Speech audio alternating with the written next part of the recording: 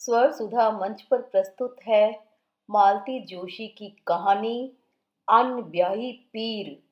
आटा सानने जा ही रही थी कि फोन की घंटी बज उठी। ये नहाने जा चुके थे। मजबूरन मुझे ही उठाना पड़ा। हेलो, मैंने मरियल सी आवाज में कहा। उधर से मिसेस कुमार चहकी। कौन?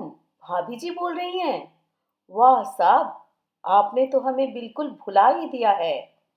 आपने भी तो इस बीच कभी याद नहीं किया। मैंने एक जवाबी उलाहना दिया। दरअसल इस समय मेरा सारा ध्यान घड़ी पर था। उधर कुकर सीटी पर सीटी दिए चला जा रहा था और उनका प्रेमालाप था कि खत्म ही नहीं हो रहा था। मैंने मेहरी को गैस बंद करने का इशारा किया और बेजारी से पूछ ही लिया, कहिए, आज कैसे याद किया? फौरन वे असली बात पर आ गई। वो आपकी भांजी या भतीजी कौन है? उसकी शादी हो गई? कौन सी भांजी? मैं जानबूझकर अनजान बन गई। वो आपकी 4 बेटियों वाली ननद नहीं है, उनकी बिटिया, वही जिसका रिश्ता आप सुनील के लिए लाई थी। अच्छा, नीता की बात कर रही हैं? हाँ, शादी तो उसकी अभी नहीं हुई है। किसके लिए पूछ रही हैं? अरे, अपने कौन 10-5 हैं? एक ही बेटा है, उसी के लिए पूछ रही थी। लेकिन सुनील को तो वह लड़की जरा भी पसंद नहीं थी। वह तो उल्टे मुझ पर बिगड़ पड़ा था कि क्या मैं इतना गया गुजरा हूँ कि राह चलती किसी भी लड़की को ब्याह लूंगा। आप भी भाभी जी लड़के की बात को दिल से लगाए बैठी हैं। उसे कोई अक्ल भी है? भला बताइए, हिंदुस्तानी लड़कियों का रंग दबा हुआ नहीं होगा तो क्या मेम जैसा होगा? मुझे बहुत ताव आया। उस समय तो ये श्रीमती जी ही सबसे ज्यादा मीन मेख निकाल रही थी। अब कैसी भली बन रही हैं। उसी समय ये बाथरूम से निकले। मैंने पीछा छुड़ाते हुए कहा, मिसेस कुमार, 10:15 हो रहे हैं। इन्हें खाना दे दूं, फिर दोपहर में इत्मीनान से बात करेंगे। किसका फोन था? इन्होंने पूछा। मिसेस कुमार का, मैंने लापरवाही से कहा। क्या कह रही थी?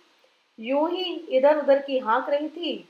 पता नहीं लोगों को सुबह सुबह इतना वक्त कैसे मिल जाता है। यहाँ तो सांस लेने की फुर्सत नहीं मिलती। असली बात मैं जानबूझकर छुपा गई थी, नहीं तो ये अभी भागे भागे अपनी जीजी के पास पहुंच जाते। इस रिश्ते के गोरख धंधे में पिछली बार इन कुमार लोगों ने इतने कटु अनुभव दिए थे कि फिर से उन्हें दोहराने का मन नहीं था। एक तो लड़के ने मुझे अपमानित किया था, फिर मिसेस कुमार का रवैया भी अच्छा नहीं था। मिस्टर कुमार ने तो हद ही कर दी थी।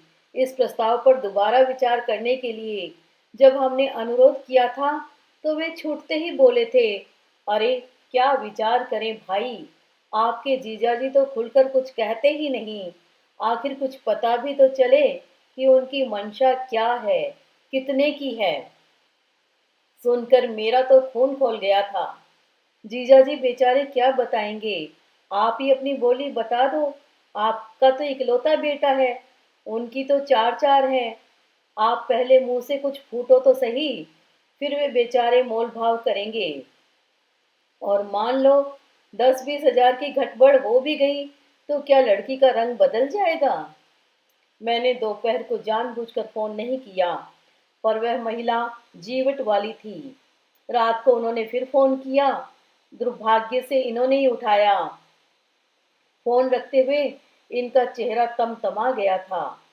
मुझे जैसे आरोप पत्र थमाते बोले, सुबह मिसेस कुमार ने नीता के लिए पूछा था।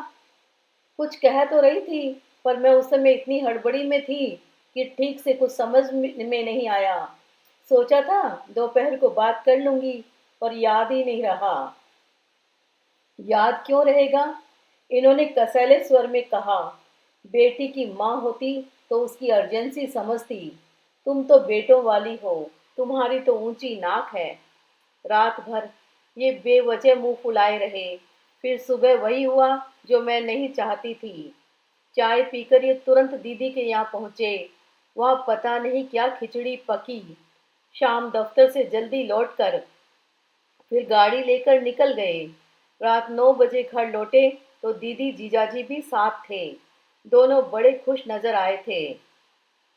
लो भाई, मुंह मीठा करो, नीता की शादी पक्की करके चले आ रहे हैं। जीजाजी ने मिठाई का डिब्बा मेरे सामने करते हुए कहा। शादी इतनी जल्दी पक्की भी कर दी? जल्दी कहाँ सुमन, समझ लो कि थोड़ा लेट ही हो गई है। अगर रिटायरमेंट से पहले सबको निपटाना है तो थोड़ी फुर्ती करनी होगी। और अब देखो, तुम्हें भी कमर कस लेनी है। यहाँ वहाँ का प्रोग्राम मत बनाना। कुल जमा 1.5 महीना ही तो रह गया है। आप लोगों ने इतनी जल्दी तारीख भी तय कर दी? अभी अभी तो उसकी सरकारी नौकरी लगी है। कुछ दिन आप भी उसका सुख भोगते। अरे, लड़कियों की नौकरी का कैसा सुख? वो तो एक बोझ है, बोझ। और क्या पता उन लोगों के भाग्य से ही ये नौकरी लगी हो। नहीं तो 4 साल से उस फटीचर स्कूल में पढ़ा रही थी। में मरे 500 पकड़ाते थे और 800 पर दस्तखत करवाते थे। और सच पूछो तो ये करिश्मा इस नौकरी का ही है। नहीं तो कोई पलट के संदेशा भेजता है भला? जीजाजी बोले। मतलब? हम दोनों ने एक साथ पूछा। अरे, वो मेरे कलीग है ना मिश्रा जी, कुमार साहब की कॉलोनी में ही रहते हैं। आते जाते दुआ सलाम होती रहती है। जैसे ही नीता की नौकरी लगी, मिश्रा जी बोले कि देखो क्या चक्कर चलाता हूँ, वे लोग खुद तुम्हारे दरवाजे आएंगे। उन्होंने ऐसा क्या कर दिया? आते जाते उन्हें पट्टी पढ़ाते रहे। बोले कि लड़का आपका बिजनेस में है तो बहू नौकरी वाली लाइए। कम से कम एक की आमदनी तो पक्की हो। फिर रिटायरमेंट का डर दिखाते रहे। बोले कि आज तो ऐश कर रहे हो, सरकारी मकान है तो कोई फिक्र नहीं है। कल को रिटायर हो जाओगे तो सड़क पर आ जाओगे। इसलिए बहू ढूंढो तो सरकारी नौकरी वाली ढूंढो। कम से कम मकान की तो सुविधा हो जाएगी। बस इसी तरह ठोक पीट कर अपनी बात कहते रहे। फिर जब देखा कि लोहा गर्म हो गया है तो धीरे से कान में नीता की बात डाल दी। और लड़का राजी हो गया। अरे, कैसे नहीं होता? 2 साल से लड़कियां देख रहा था। साल भर पहले तो हम ही लोग गए थे। उसे कोई लड़की पसंद ही नहीं आ रही थी। उसे चाहिए थी हेमा मालिनी या श्रीदेवी। अब ये हेमा मालिनियां क्या ऐसे टटपुंजियों से शादी करती हैं? उन्हें चाहिए डॉक्टर, इंजीनियर। माँ बाप ने साफ कह दिया, हाँ करते हो तो यहाँ बात चलाते हैं, नहीं तो तुम्हारी तुम जानो। आखिर हमें बेटियों की भी शादी करनी है। तुम्हारे पीछे कब तक हलकान होते रहें? बस अल्टीमेटम मिलते ही हजरत सीधे रास्ते पर आ गए। आपने एक बार नीता से तो पूछ लिया होता, मैंने दबी जबान से कहा। कमाल करती हो बहू, क्या इतना बड़ा कदम हम उसकी मर्जी के बिना उठा सकते थे? और वो हमारा वाला जमाना थोड़े ही रहा है कि जिसके साथ माँ बाप ने हाँक दिया, चुपचाप चले गए। मैं अपना सा मुंह लेकर रह गई। नीतू पर गुस्सा आ रहा था। शादी के लिए मरी जा रही हो जैसे।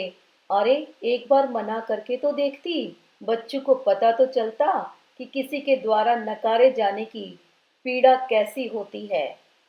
मैं मन ही मन उबल रही थी, पर अपना आक्रोश प्रकट करने का कोई साधन नहीं था।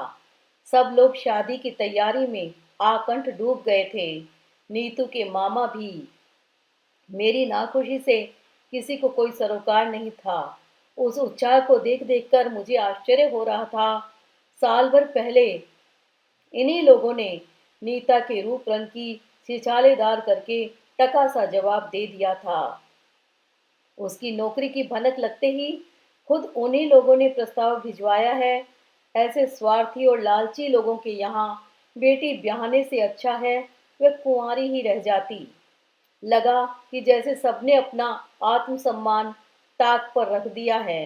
नीता ने भी। उस दिन शायद रविवार था। दोपहर को रसोई समेटकर लेटी ही थी कि कॉल बेल बजी। भुन भुनाते हुए दरवाजा खोला। सामने नीता खड़ी थी। महारानी, इतनी धूप में कहाँ से चली आ रही हो? मैंने बेजान सा स्वागत किया। जरा बाजार तक गई थी, उसने बेवजह शर्माते हुए कहा। फिर इत्मीनान से सोफे पर बैठकर उसने थैले में से कार्डबोर्ड का एक बड़ा सा डिब्बा निकाला। उसमें सफेद छक ऊन के 10 गोले थे। मैंने प्लास्टिक के बैग को ध्यान से देखा।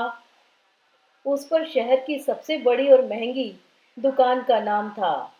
दीदी की चारों लड़कियां सिलाई बुनाई में बड़ी होशियार हैं, पर उन्हें हमेशा फेरी वाले के ऊन पर ही संतोष करना पड़ता है। इतनी महंगी दुकान का तो वे सपना भी नहीं देख सकती। लगता है शादी की खुशी में नीता ने लंबी उड़ान भरी है। कार्डिगन बुन रही हो? मैंने पूछा। जी नहीं, पुलोवर। उसने फिर शर्म से लाल होते हुए कहा। मुझे अपनी ही बेवकूफ़ी पर तरस आ गया। यह तो मुझे ऊन का रंग और नीता का चेहरा देखकर ही समझ लेना चाहिए था कि यह भावी पति के लिए तोहफा तैयार किया जा रहा था। पता नहीं सब लड़कियां होने वाले दूल्हे के लिए सफ़ेद स्वेटर ही क्यों बुनती हैं। शायद इसलिए कि फिर बाकी जिंदगी में ऐसी धवल शुभ्रता कायम रहे न रहे। मामी जी, नीता कह रही थी, वो जो पिछले साल आपने कुणाल का स्वेटर बनाया था, उसके डिजाइन याद है? अपने घर के डिजाइन रिपीट करना मुझे कभी अच्छा नहीं लगा, पर नीता को मैं मना नहीं कर सकी। 13 लाइनों वाला मुश्किल पैटर्न था, पर उसने एक दो बार में ही सीख लिया। फिर मुझसे फंदे भी डलवा लिए और एकदम उठकर खड़ी हो गई। अब चलूंगी मामी जी। अरे वाह, यह अच्छी शराफत है। एक तो मेरी नींद खराब की, अब यह भी नहीं है कि एक कप चाय ही पिलाकर जाती। बेचारी फौरन किचन में चली गई। जब तक चाय बनी मैंने उसके लिए नाश्ता लगा दिया, पर मैंने देखा कि खाने में उसका जरा भी ध्यान नहीं था। वह बस कुतर रही थी। शायद उसे घर जाकर स्वेटर शुरू करने की अधीरता हो। इतने दिनों से मेरे मन में जो बात उमड़ घुमड़ रही थी, उसे कहने का आज ही मौका था। आज उसके मामा भी घर पर नहीं थे और बच्चे भी नहीं थे। नीता, मेरे गंभीर स्वर से वह एकदम चौंक पड़ी। टुकुर टुकुर मुझे देखती रही। नीता, हम तुमसे बहुत नाराज हैं। क्यों मामी जी? मैंने कभी सोचा भी नहीं था कि तुम इस शादी के लिए हाँ कर दोगी। पिछले साल इन्हीं लोगों ने तुम्हारा अपमान किया था। कम से कम एक बार इनकार का मुंह तोड़ जवाब तो देती। कोई भी स्वाभिमानी लड़की यही करती। सच बताओ, क्या शादी तुम्हारे लिए इतनी जरूरी थी कि उसके लिए तुमने आत्मसम्मान को ही ताक पर रख दिया?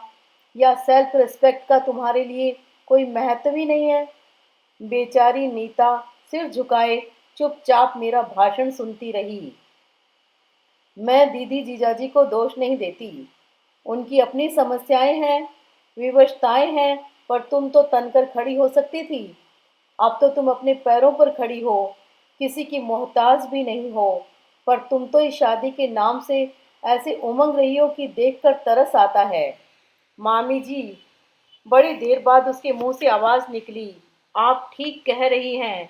सचमुच मैंने आत्मसम्मान को ताक पर रख दिया है, क्योंकि यह बहुत महंगी चीज है। हम इसे अफोर्ड नहीं कर सकते। हमारी कुछ मजबूरियां हैं जिन्हें आप समझ नहीं पाएंगी।